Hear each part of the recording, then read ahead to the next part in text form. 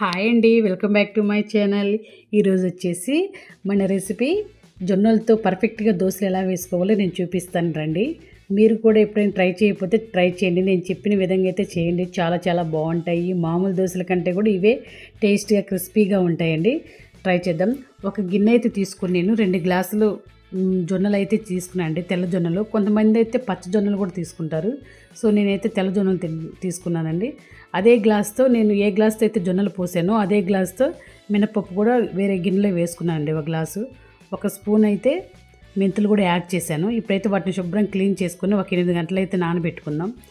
8 గంటల కంటే కూడా కొంచెం 10 గంటలకై నానబెట్టినా కానీ ఓకే అండి, బాగా నానిపోయాయి. చూడండి, చూపించిన విధంగా అయితే బాగా నానాయి. ఇప్పుడైతే వాటిని మిక్సీ జార్లో వేసేసుకుందాం, గ్రైండ్ చేసేద్దామండి మెత్తగా.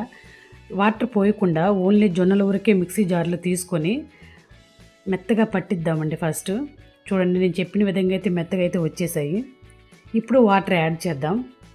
డైరెక్ట్గా వాటర్ పోస్తే అవి నూకలుగా ఉండేసి సరిగ్గా మెదగవండి, టైం పట్టిద్ది. సో ముందు బాగా జొన్నల ఊరికే పట్టించి తర్వాత అయితే వాటర్ పోసుకొని మిక్సీ పెట్టేసుకోండి.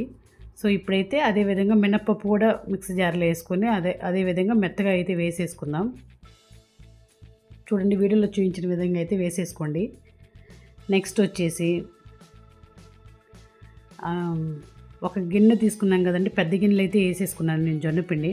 సో ఇవి రెండింటిని కలిపి మెత్తగా కదుపుకుంటూ మొత్తం అయితే కలిపేసేయాలండి. రెండు బాగా కలిసేటట్టు కలుపుకుందాం. వీడియోలో చూపించిన విధంగా అయితే కలపండి. ఇప్పుడు ఏం చేద్దామంటే వీటిని, కొంతమంది ఏం చెప్తారంటే సమ్మర్లో అయినా చలికాలంలో అయినా పిండి పొంగట్లేదు అని చెప్తారు. సో ఇప్పుడు నేను ఏం చేస్తానంటే ఒక గంట అయితే తీసుకుందాం, స్టీల్ గంటె లోపల పెట్టేసి మూత అయితే పెట్టేద్దాం. ఒక ప్లేట్ తీసుకున్నాండి, ప్లేట్ అయితే బోర్లు ఇచ్చేస్తాను. గాలి లోపల పోతే పిండి సరిగ్గా పొంగదండి. పిండి ప్రిపేర్ అవ్వాలంటే టైం పట్టుద్ది. సో ఇప్పుడైతే బరువు ఉన్న వస్తువు ఏదైనా పెట్టుకోవచ్చు. నేనైతే ఉప్పు డబ్బా పెట్టానండి. సో ఇప్పుడు చూసారా, మరుసటి రోజు ఉదయాన్నే మీకు చూపిస్తున్నాను వీడియో. చూడండి, బాగా పొంగింది.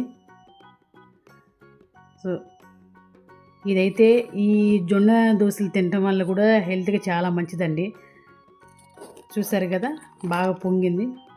ఈ పిండిని ఒక గిన్నెలో అయితే తీసుకొని కొంచెం సాల్ట్ వేసుకొని కలుపుకుందామండి. చూడండి, నేను చెప్పిన విధంగా గట్టిగా ఈ పిండితో అయితే మనం ఇడ్లీ కూడా వేసుకోవచ్చు అండి. ఇడ్లీ, దోశ వేసుకోవచ్చు. బాగా చాలా అంటే చాలా బాగుంటాయి. పిండి అయితే వేసేసాను, బౌల్లో వేసేసి కొంచెం సాల్ట్ వేసి యాడ్ చేసుకొని ఇప్పుడైతే దోశ వేసుకుందాం రండి. దోశ వేస్తే వేస్తున్నాను చూడండి, చాలా మెత్తగా క్రిస్పీగా బాగుంటాయండి. మామూలు దోశ కంటే కూడా ఇవి టేస్ట్ బాగుంటాయి. మీరు ఎవరైనా ట్రై చేయలేదు, నేను ఎప్పుడు పోయలేదు అనుకుంటే దోశలు ఇవైతే ట్రై చేసి వేసుకొని చూడండి. చాలా అంటే చాలా టేస్ట్గా ఉంటుంది. నెయ్యితే వేసినా, నూనెతో వేసినా చాలా అంటే బాగుంటాయి. ఈ జొన్నలు వెయిట్ లాస్కి కానీ, షుగర్ పేషెంట్కి కానీ మంచిగా హెల్తీగా ఉంటాయండి. హార్ట్కి మంచిదండి. ఏదైనా చెడు కొలెస్ట్రాల్ ఉండి మనం బరువు ఎక్కువగా ఉన్న చెడు కొలెస్ట్రాల్ తగ్గిస్తుందండి. కాల్షియం, మెగ్నీషియం ఎక్కువగా కూడా ఉంటాయి. బోన్స్, మజిల్స్ కూడా స్ట్రాంగ్గా ఉంటాయండి. మనం ఏది పడితే అవి చెత్త తిండిలు తినే బదులు ఇలాంటి ఫుడ్ తినటం వల్ల బెస్ట్ అండి, నన్ను అడిగితే మాత్రం. సో నేనేం చెప్తానంటే ఎక్కువగా రైస్ వాడొద్దు అని చెప్తాను. ఇవైతే చిరుధాన్యాలు అంటారు కదండి, జొన్నలు, సజ్జలు, రాగులు, వీటితో అయితే దోశ వేసుకోవడానికి అయితే ట్రై చేయండి. చాలా హెల్తీ రెసిపీస్ అండి ఇవైతే. ఈ రోజుల్లో ఉన్న హడావుడికి మనం హెల్తీ ఫుడ్ అయితే తీసుకోలేము కాబట్టి మనం ఎట్లాగో టిఫిన్స్ ప్రిపేర్ చేసుకోవాలి కాబట్టి ఇలాంటివన్నీ వేసుకోండి. థ్యాంక్ యూ అండి. Thank you for watching.